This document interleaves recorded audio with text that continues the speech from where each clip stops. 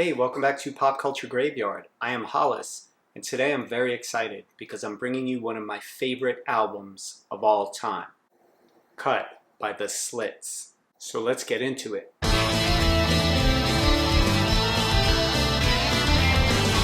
Before we get started, if you're sitting there saying, Hollis, I really love the show. How can I support it? I would love it if you would consider joining my Patreon at patreon.com/Pop Culture Graveyard. And thank you.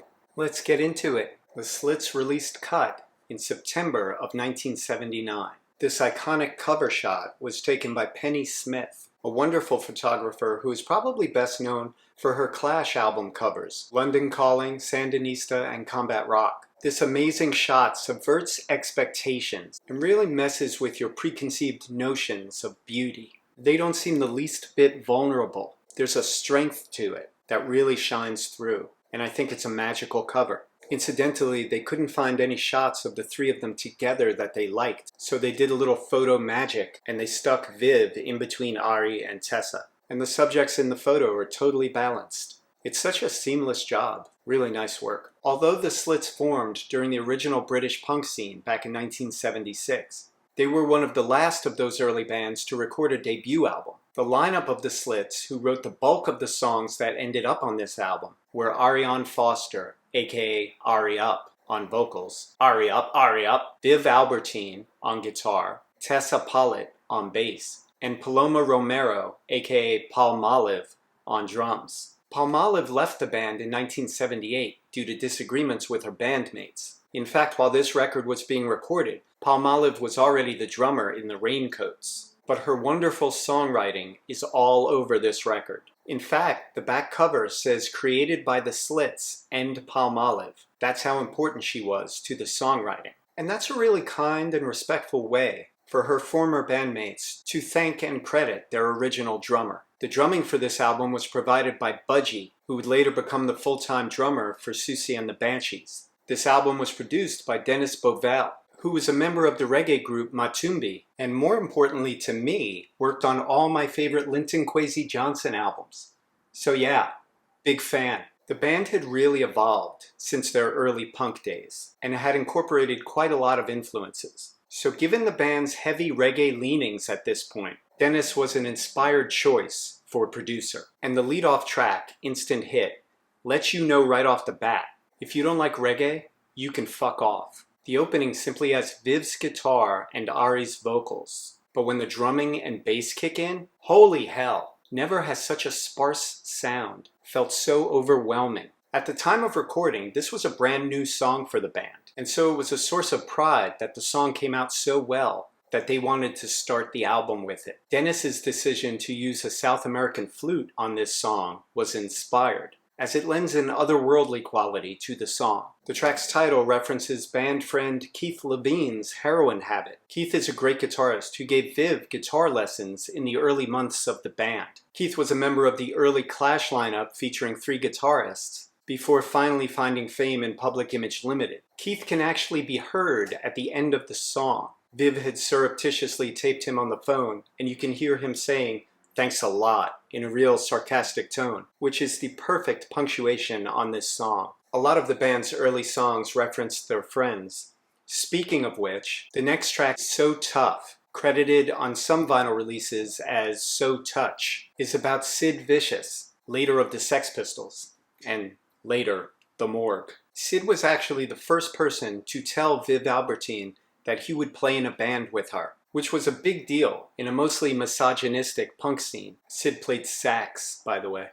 Digest that for a moment. So Tough was the first song that Viv and Ari worked on together, and it used words from a phone call that Viv had with Johnny Rotten about Sid. Johnny Rotten, of course, would later be John Lydon, who would later form Public Image Limited with Keith Levine. Very incestuous scene. Sid Vicious himself even contributed to this track by suggesting that Viv alter the riff, repeating the first part twice. She loved it, and that's the way it stayed. The lyrics are great. You had fun experience. Nothing he does ever makes sense. He is only curious. Don't take it serious. What amazing lyrics. They're specific, yet they're not. The original version of the song, and the way they sang it on their John Peel session, has the lyrics, "Sid is only curious." But by the time the band were recording this album, Sid had already been dead a few months. So I feel the lyric change was wise. Tessa Pollitt's bass is killer, providing a drunken melodicism that reminds me a lot of Ja Wobble's work with Public Image Limited.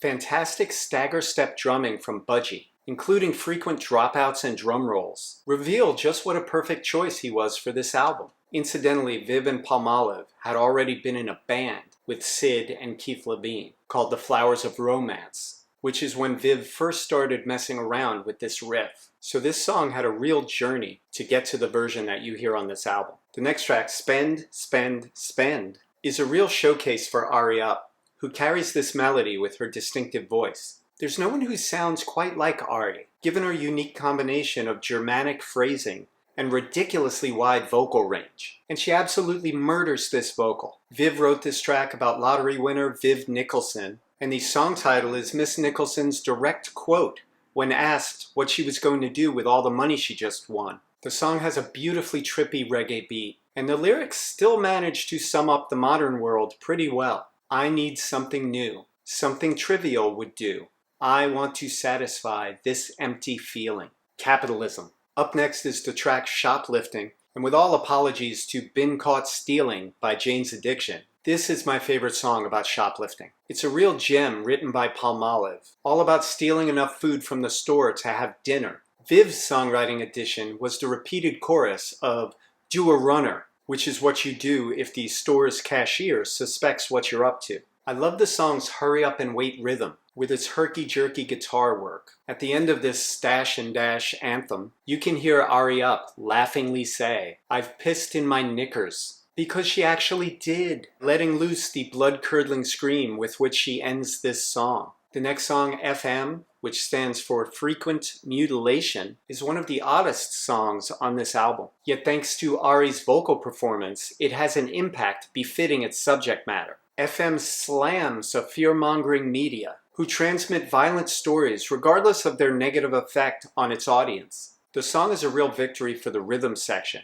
of Tessa and Budgie, who play beautifully in lockstep together, as they are the ones that really drive the song. Side 2, track 1, the power slot, goes to NewTown, one word, which was originally called Drugtown when Paloma first wrote it, before Viv renamed it NewTown for all the new towns that had popped up, such as Milton Keynes or Crawley. But the song still features dope-sick lyrics. New title be damned. This is another song where former drummer Palmolive brought great lyrics to the table. And probably because English was a second language for her, she's a lot more playful with her language. And that's how you get phrases such as sniffing televisina or taking footballina, which within the song each represent made-up types of drugs. Viv put the final songwriting touch on NewTown when she added the rap section at the middle. Incidentally, Viv's opening guitar part on NewTown was born of frustration, as she tried about 30 times to play the intro to her producer's satisfaction, yet she couldn't get the timing right. Viv finally got so frustrated she simply thrashed away at her instrument wildly, much to the elation of everyone in the studio, and that is the version you hear on this record. By the way, Dennis's unique percussion ideas can be heard all over this track. He does things like shaking a book of matches, lighting matches, and repeatedly dropping spoons inside of glasses. Genius. Next time you hear that song, listen for those sounds. That's what a good producer can do. Ladies and gentlemen, we've reached my favorite song on the album, Ping Pong Affair. I used to spin it a lot when I'd be out DJing. It's got some harrowing lyrics, yet it sounds carefree. And I love that dichotomy. It also has the prettiest backing vocals on the entire album. And these women didn't often allow themselves to sound this pretty. They really wanted to come across more forceful and be taken seriously and to not be thought of differently than any other male punk bands. So we're very lucky we got those backing vocals. Ping Pong Affair really shows how the Slits formula, which is a very sparse sounding attack, deceptively still has an awful lot going on. Tessa's funky bass, Viv's hectic guitar, and the sleepy drumming of Budgie never step on each other's toes. And they create a nice bed for Ari's mournful vocal performance. The song's lyrics were written by Viv about her on-again, off-again relationship with Mick Jones of The Clash. So I spend another evening without getting my face cut, and another evening without getting run over, again another evening without falling in love. No one else wrote lyrics like that. Love Und Romance. is a relentless track about the pitfalls of being in a relationship. I must admit I prefer the live 1977 Peel session version of this track when the band were more of a straight-up punk band, but this album version is brilliant as well, in its own smoother style. The lyrics are very carefree and loving, featuring the chorus, "I'm so happy, you're so nice, kiss, kiss, kiss, fun, fun life." But the way the song's performed is way more threat than seduction, with lines such as, "Call you every day on the telephone, break your neck if you ain't home." By the way, the guy who mumbles on this track as the song subject's boyfriend is Bruce Smith, the drummer from the pop group. Bruce came into the studio and met the band while they were recording this track, and he would replace Budgie after this album as the full-time Slits drummer. This brings us to Typical Girls, and from Ari's opening line, "Don't create, don't rebel. You know you're in for a feminist anthem." Viv nicked the title Typical Girls from a sociology book of the same name, and it sparked her to begin listing all of these supposed traits that a typical girl was supposed to have. The lyrics poke holes in all of the expectations and cliches that women have foisted upon them, such as their being sensitive or emotional or cruel or bewitching. There's not much to say about Typical Girls. It's a brilliant song that speaks for itself, and you have to kind of be insane not to like it, but you do you. Incidentally, when Viv wrote the lines, "Typical girls stand by their man," she was thinking of the Tammy Wynette song, "Stand By Your Man."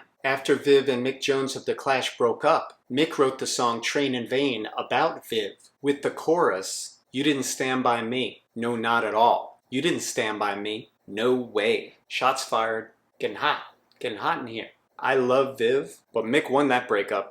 Final track, Adventures Close to Home, brings down the curtain on this masterpiece with an offbeat, funky track featuring Ari on bass.